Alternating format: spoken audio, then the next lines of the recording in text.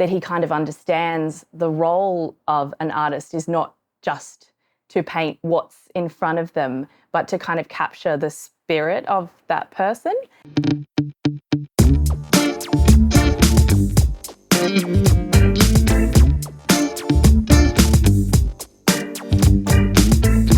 Hi, my name is Lauren Chader. My new book is The Beauties, and my publisher is Simon & Schuster, Australia. The book is actually inspired by a series of 17th century portraits that now hang in Hampton Court in a gallery in England.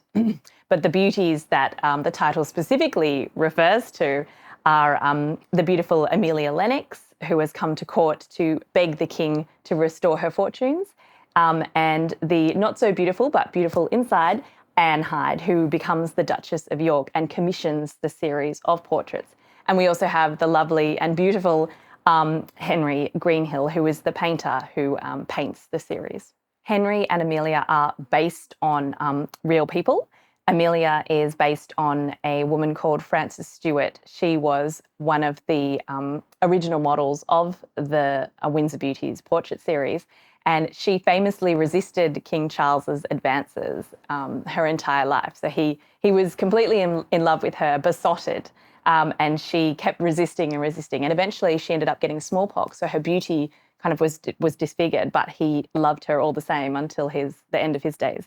So I thought she would be the great inspiration for Amelia, my character. And Henry, who is the painter in the book, he was based on the assistant to Peter Lely, who was the court artist of the time. And his name was John Greenhill, and he was a very famous artist, and his pictures hang in the Dulwich Hill Picture Gallery in London. But unlike Henry, my Henry, John loved to drink and he loved to party, and unfortunately he died an early death. He fell down in a ditch after getting drunk in the tavern and died in Holborn. So I've resurrected him in the story and given him a happy ending because I thought that was what he deserved. And the third character is Anne Hyde, the Duchess of York, and she was a real character, and her story is threaded through the fictional stories of Henry and Amelia to kind of tell this story of beauty and art and obsession. It's a huge topic and takes many months and often years of research. You know, when I'm researching other books, the previous books, I was already picking things up about the Restoration period.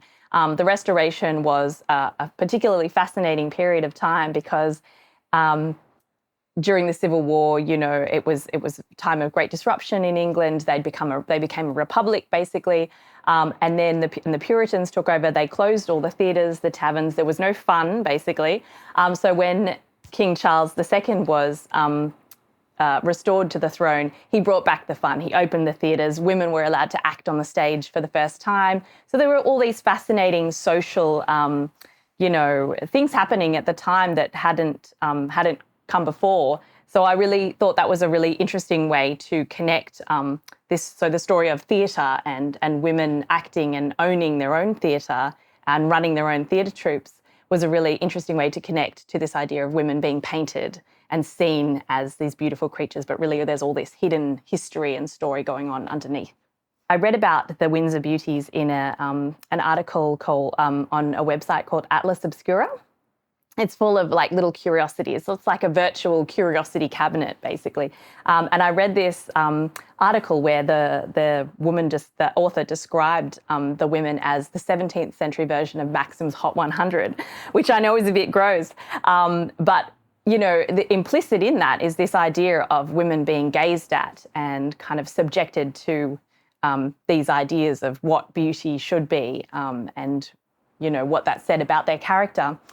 So I was really interested in that, and also the rivalries of the court and the mistresses of the court and who was in charge and who had power and who didn't. And all these women, when they were alive, they were never in the same room together, but now they're paintings hang in Hampton Court Gallery and they're staring at each other for eternity. So I thought that was really interesting to think how these women would have felt about that. And the other thing that I read was an article written by Emily Ratajkowski. She's an international supermodel. where she talked about how a man had stolen images off her Instagram and blown them up without her permission, and was selling them. So he was profiting off these pictures that she'd had taken of herself. And I thought that was really interesting. She said she tried to buy one back. It was this symbolism of how, you could reclaim your image and whether that gave you power or whether you'd given it away.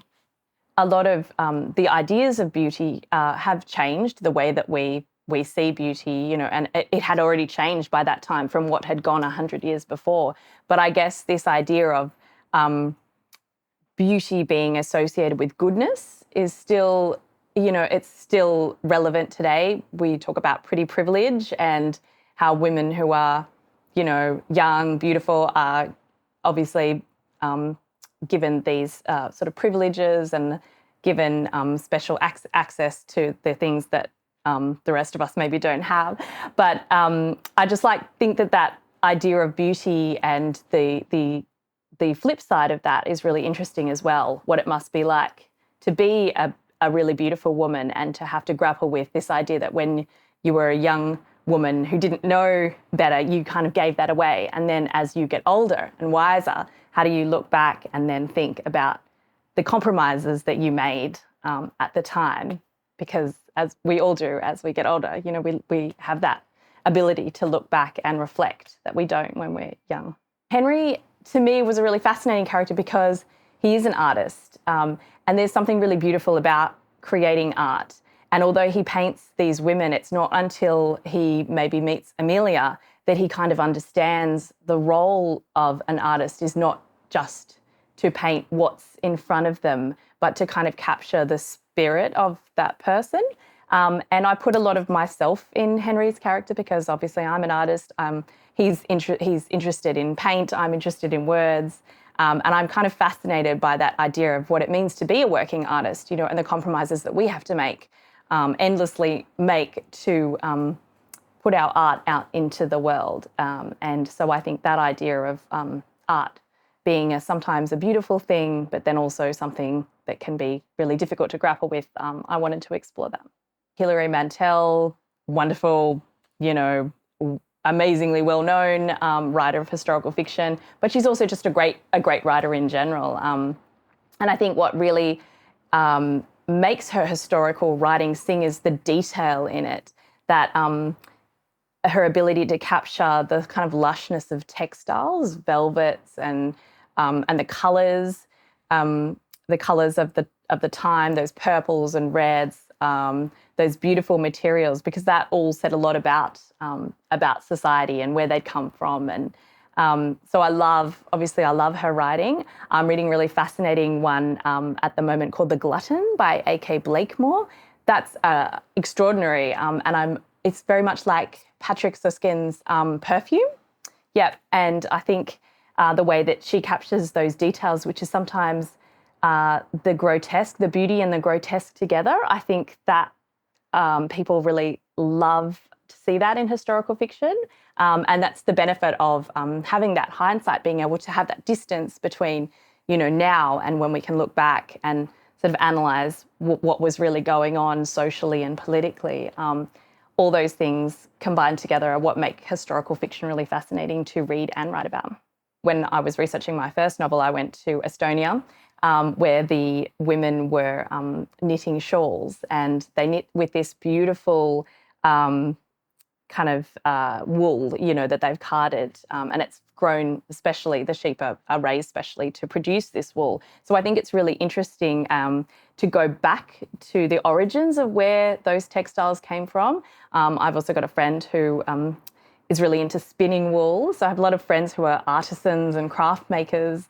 So I love to know about how things, the origin of things, and how they start. And obviously silk comes from silkworms. Now we have ethical silk, which is a way of producing silk that doesn't kill the silkworm. A lot of textiles, in the creation of a lot of textiles and rich things, of course, there is that kind of ugly side of it that is the labour and the cost of things.